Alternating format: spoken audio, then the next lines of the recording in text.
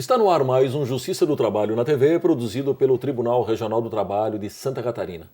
Nos últimos 20 anos, o perfil das doenças do trabalho mudou. Exemplo disso, o sofrimento psíquico se apresenta hoje como um mal causado diretamente pelos novos métodos de gestão de trabalho. Para tratar dessas mudanças, está conosco o médico Álvaro Roberto Crespo Merlo, do Ambulatório de Doenças do Trabalho do Hospital de Clínicas de Porto Alegre. Ele também é doutor em Sociologia pela Universidade Paris 7. Professor Álvaro, é uma satisfação recebê-lo aqui para falarmos sobre um tema tão candente, tão importante e que afeta tanto o mundo do trabalho hoje. Bom, em 22 anos de existência do Ambulatório de Doenças do Trabalho do Hospital de Clínicas de Porto Alegre, é possível observar aí pela sua visão, pelo seu trabalho, observação, mudanças no perfil dos diagnósticos e quais são os principais problemas hoje e o que teria mudado? Nesses 23 anos, o ambulatório foi iniciado em julho de 1988, o mundo do trabalho era diferente do que é hoje, né? Ele era fundamentalmente, a atividade funcionava em cima do taylorismo-fordismo. Isso quer dizer que a gente tinha muita atividade manual repetitiva e muito acelerada, no processo de aceleração. Então, o que a gente tinha na época? Tinha doenças osteomusculares, doenças, as chamadas Ler-Dort, lesões por esforço repetitivo, né, para dizer de uma forma mais simples, né? Então, nesse período, elas foram crescendo muito, elas começam no setor de processamento de dados, elas vão crescendo, mas nos últimos 3 anos a gente notou uma mudança nesse perfil. Continuam existindo as lesões por esforço repetitivos, é mais ou menos 60% dos 70 pacientes que nós atendemos por semana, certo. Mais ou menos 60% tem lesões osteomusculares, mas começaram a aparecer algumas coisas novas, né? Casos de psiquiátricos, digamos assim, casos da área da saúde mental e casos de sofrimento, grande sofrimento ligado aos novos métodos de gestão, às políticas de metas sem dar condições para as pessoas realizarem seus trabalhos, etc. Isso está começando a provocar toda uma sintomatologia e a procura do serviço de saúde, como o caso do nosso. Bom, essas questões envolvendo aumento de produtividade, metas de trabalho, estão também migrando da iniciativa privada para o setor público.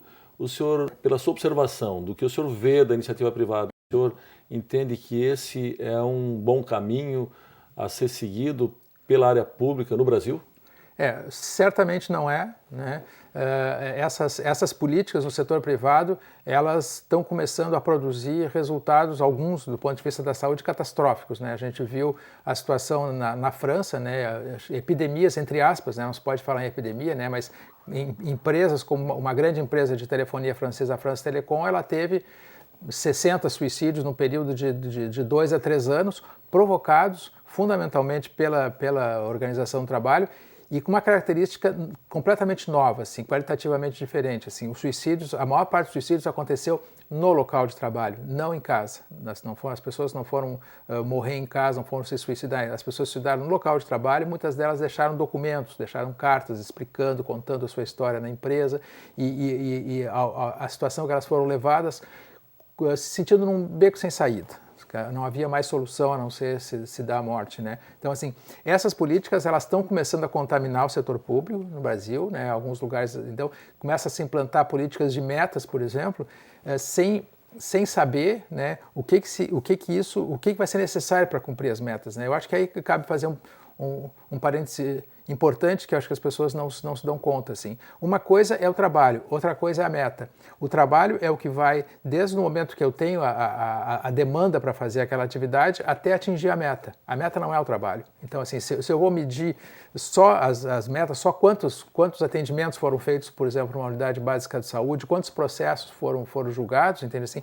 Eu não vou julgar, eu não vou conseguir saber quanto tempo eu levei para fazer uma sentença de um processo, por exemplo. Um processo talvez possa ser feito, digamos, em meia hora, uma sentença, ou talvez precise 2 dias, porque tem a necessidade de ver a jurisprudência e tal. Então, assim, quando eu meço só o indicador que diz o número de processos, né, que foram julgados, eu não sei a demanda, o trabalho que houve nisso aqui. Então, assim, é muito injusto, as pessoas se sentem muito injustiçadas, né, quando elas são submetidas a esses mecanismos de medição simplesmente de metas. Isso é uma coisa que o setor privado começou a implantar, certo, com problemas, né, e o setor público absolutamente não precisa desses instrumentos, né. As pessoas, elas trabalham porque elas gostam, né, o que precisa é as pessoas se discutir com as pessoas, ver quais são as dificuldades, mas em princípio as pessoas trabalham porque elas têm prazer no trabalho, né, senão não poderia ser diferente. O trabalho ajuda a construir a sua identidade, né? Então...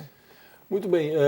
Alguns relatos a respeito desse tema dizem que, inclusive, as pessoas que são mais vítimas dessa problemática toda, dessas exigências sempre crescentes, sempre mais intensas, são aqueles indivíduos mais comprometidos, inclusive, com o trabalho. Não aquele pessoal mais cuca fresca, digamos assim, ou que não tenha tanta habilidade para exercer aquele tipo de atividade. São justamente os mais comprometidos. Existe uma explicação para isso, inclusive para esse novo fenômeno que é o famoso burnout, que está assolando, que já está prejudicando tantas pessoas pelo mundo afora?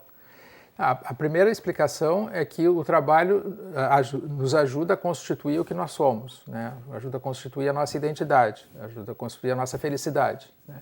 Então, assim, para as pessoas para o qual o trabalho é importante, né? O trabalho é tão importante que quando ele causa dano, o dano vai ser proporcionalmente também da mesma importância, né? Então, essa fundamentalmente é a questão que está colocada aí. Então, essa lembrança é importante porque contrariamente ao que muitas vezes se fala, né, não são os indivíduos mais frágeis ou os que têm uma história psiquiátrica complicada e tal, não são essas pessoas, por exemplo, na experiência da France Telecom, né, dessa empresa de telefonia francesa que teve essa quantidade enorme de suicídios, sim, não são essas pessoas que se suicidaram, não eram os mais frágeis, pelo contrário, eram as pessoas mais comprometidas com o trabalho, as pessoas mais envolvidas, os líderes de equipe muitas vezes, entende?